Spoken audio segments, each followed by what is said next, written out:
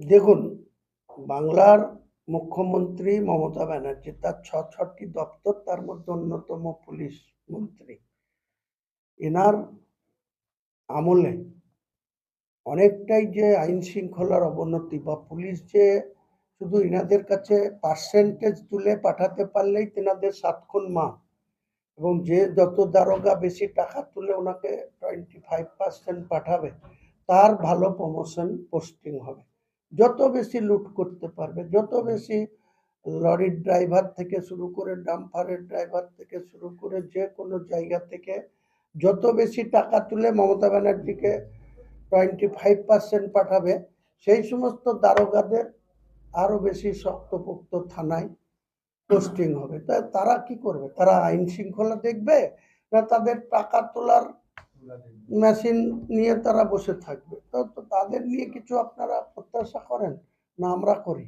কাজেই বাংলার মানুষকে তো এসব নিয়েই আমরা আগামী দিনে বলবো। বাংলার মানুষ তো ওই জন্যই তাকে প্রত্যাখ্যান করবে মমতা ব্যানার্জি। সোশ্যাল মিডিয়ায় ভাইরাল হয়েছে আপনার জামাই নাকি তৃণমূল কংগ্রেস থেকে দাঁড়াচ্ছে, কি বলবেন?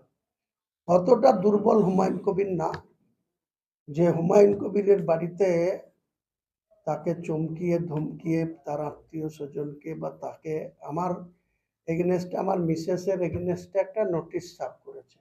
একটু আগে আমাদের প্রেস সচিব বলছিলেন, নোটিশ আমার বাড়িতে আসলো না, তার আগে কলকাতায় প্রেস জেনে গেল, তার আগে মুর্শিদাবাদের প্রেস মিডিয়া আপনারা জেনে গেলেন যে আমাকে নাকি নোটিশ করেছে, আমি নাকি বেআইনিভাবে বাড়ি করেছি।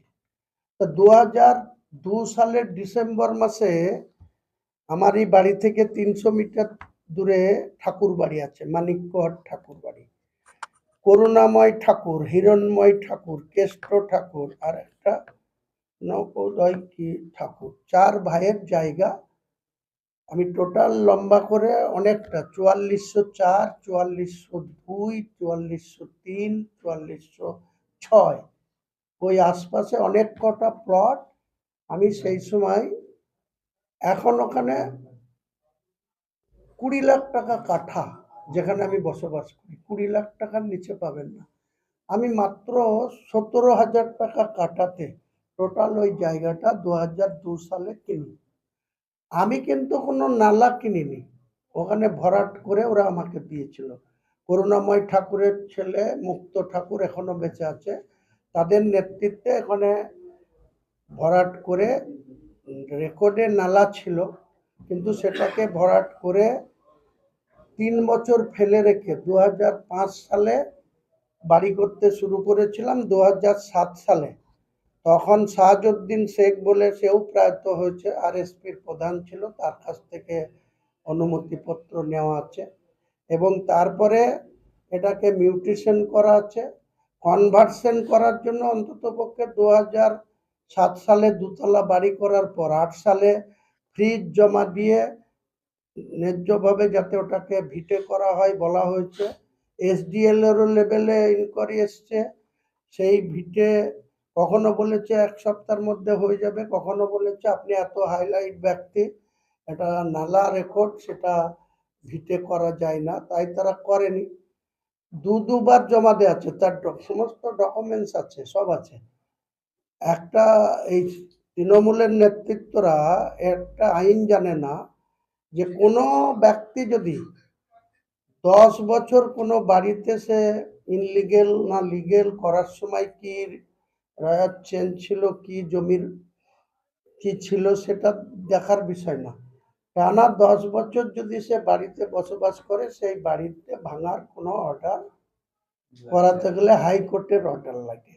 তো হাইকোর্টে তারা যাক, তখন তো আমিও হাইকোর্টে যাব।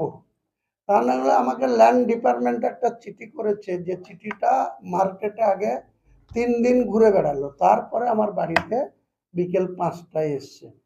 ডেট দিয়ে, গত রবিবারে ডেট দিয়ে, টাইম দিয়ে, 5টাতে টাইম দিয়ে রিসিভ করা হয়েছে। আমি আপনাদের সাথে ওপেন বলছি যে ল্যান্ড ডিপার্টমেন্ট পারলে কিছু করে দেখাক, আমি এই চিঠির কোনো জবাবই ল্যান্ড ডিপার্টমেন্টকে দেবো না। যা হবে কোর্টে হবে, পারলে ও কোর্টে যাক, কোর্ট থেকে আমার বাড়ি ভাঙার অর্ডার করুক, আর আমি পারলে কোর্ট থেকে আমার বাড়ি রুখে দেওয়ার করবো। এই বাড়িটা 3 তলা বাড়ি, আমি 2005 সালে শুরু করেছিলাম, 7 সালে 2 তালা করেছি, 10 সালে সেটা 3 তালা করেছি। তো 10 সাল আর আজকে 26 সাল। উনি ক্ষমতায় এসছেন কত? 14 বছর আগে, 2011 সালে। তার আগে 2005 সালে যখন বাড়ি ধরেছি, পারমিশন নিয়েছি আরএসপির প্রধান, এমএলএ আরএসপি ঈদ মোহাম্মদ, আমি যেখানকার আজকের এমএলএ সেখানে ঈদ মোহাম্মদ এমএলএ। তো আমার পারমিশন নেওয়া আছে কিনা আমার ফাইল বন্ধে আছে। যখন কোর্টে যাবে তখন কোর্টে আমি পেপার দেবো। আমি ল্যান্ড ডিপার্টমেন্টের কোনো এই অফিসারদেরকে এই চিঠির কোনো রেসপন্সই করবো না, আমি উত্তরই দেবো না, যা পারে করে নিক। আমার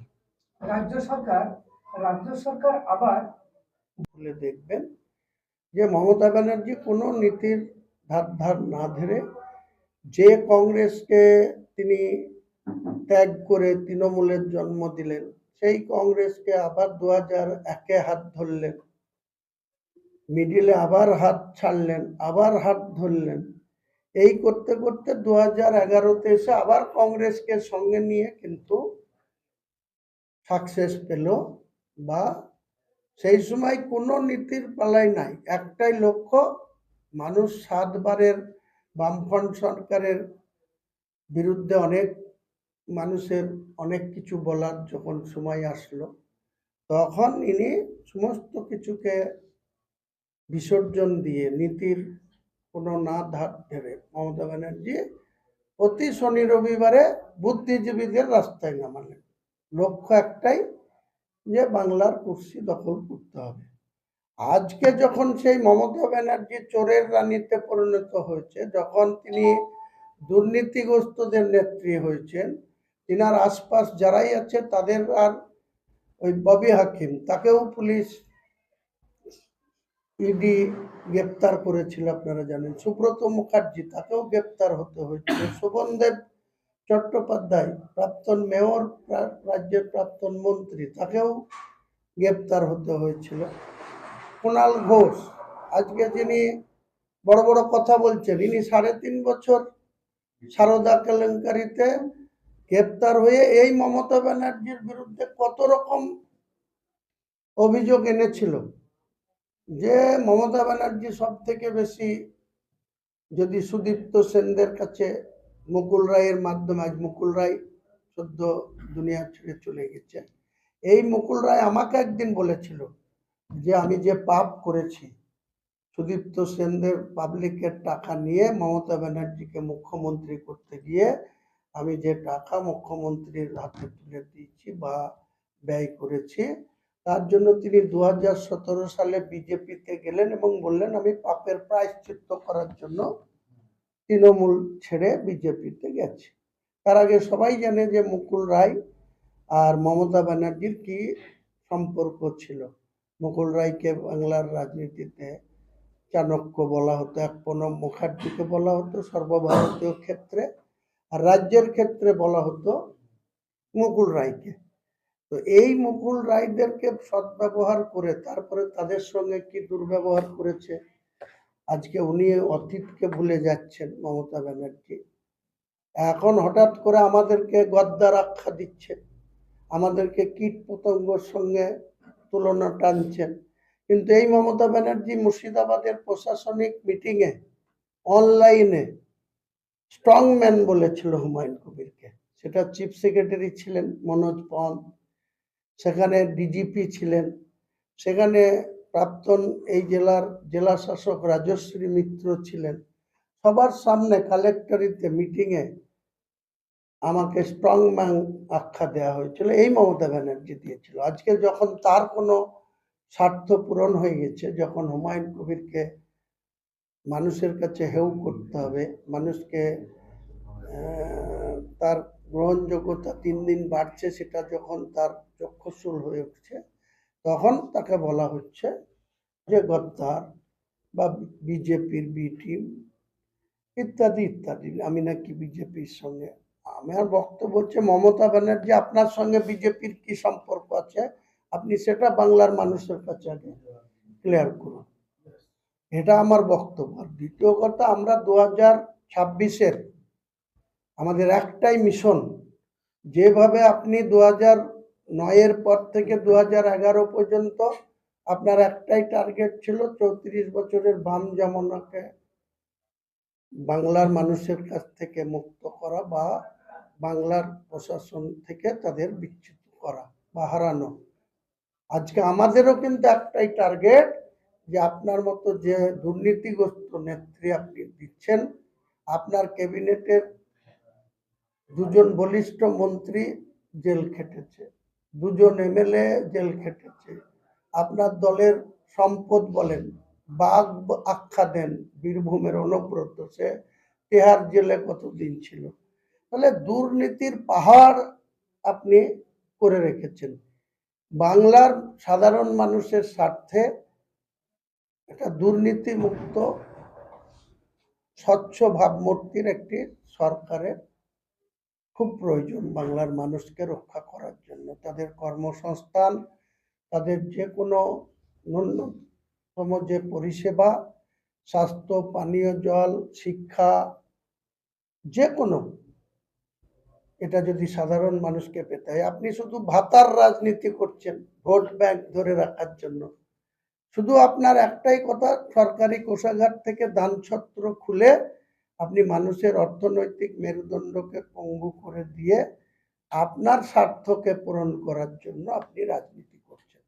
আমরা আপনাকে আগামী ইলেকশনে বাংলার মানুষই যোগ্য জবাব দেবে। আর এই জেউপির নেতৃত্বে আমাদের যে জোট ঘটক দল হবে বা গঠবন্ধন হবে বা জোটবদ্ধভাবে আমরা আগামী 10ই মার্চের মধ্যে ফাইনালি কারা কারা আমাদের জোটের সঙ্গে থাকবে আমরা সেটা অফিসিয়ালি ডিক্লেয়ার করব। যেহেতু আমরা 5 তারিখের মধ্যে করবার চিন্তা ভাবনা ছিল, কিন্তু ইলেকশন কমিশন সম্ভবত 15ই মার্চের মধ্যে 18তম অ্যাসেম্বলির ইলেকশনের নোটিফিকেশন বা বিজ্ঞপ্তি দেবেন। স্বাভাবিকভাবে আমরা 10 তারিখের মধ্যে অফিসিয়ালি জানিয়ে দেবো যে মমতা ব্যানার্জিকে তার ক্ষমতাচ্যুত করতে বা তৃণমূল কংগ্রেসকে বাংলার ক্ষমতা থেকে উচ্ছেদ করতে আমরা কাদের কাদের সঙ্গে নিয়ে আমাদের যে মূল টার্গেট, যে একজন সততার প্রতীক বলে যিনি নিজেকে তুলে ধরতেন, তিনি আজকে দুর্নীতিগ্রস্তদের রানীমা হয়েছেন। এই রানীমাকে যোগ্য জবাব বাংলার মানুষ দেবে। আমরা কেবল সামনে থেকে তাদের সাহস যোগাবো, আর কোনো প্রতিরোধী আমাদেরকে রুখতে পারবে না। তাদের যে লম্পঝম্প, তাদের যে মস্তানি করা, তাদের যে গুন্ডামি করা, পুলিশকে সঙ্গে নিয়ে, মমতা ব্যানার্জি আপনাকে আমি স্মরণ করিয়ে দিচ্ছি, 2009 সালে কিন্তু এই পুলিশ বুদ্ধবাবুর হাতে ছিল। 2011-তেও বুদ্ধবাবু, 13ই মে অব্দি বুদ্ধবাবুর হাতেই ছিল এই পুলিশ। সেদিন আপনার একটা তারপলিন দেওয়ার ক্ষমতা ছিল না। আজকে আপনি যতই দান ছত্র খুলুন, যতই আপনি ভাতা বাড়ান, আপনার কোনো মতেই আর চতুর্থবারের জন্য আপনি বাংলার মুখ্যমন্ত্রী হতে পারবেন না। আমাদের মূল টার্গেট, আমাদের সহযোগী দলকে নিয়ে আমরা 10ই মার্চ 2026 আমরা কারা কারা আমাদের জোট সঙ্গে থাকছে তাদের নিশ্চয়ই আলাপ আলোচনা এখনো চলছে, দরজা এখনো খোলা আছে।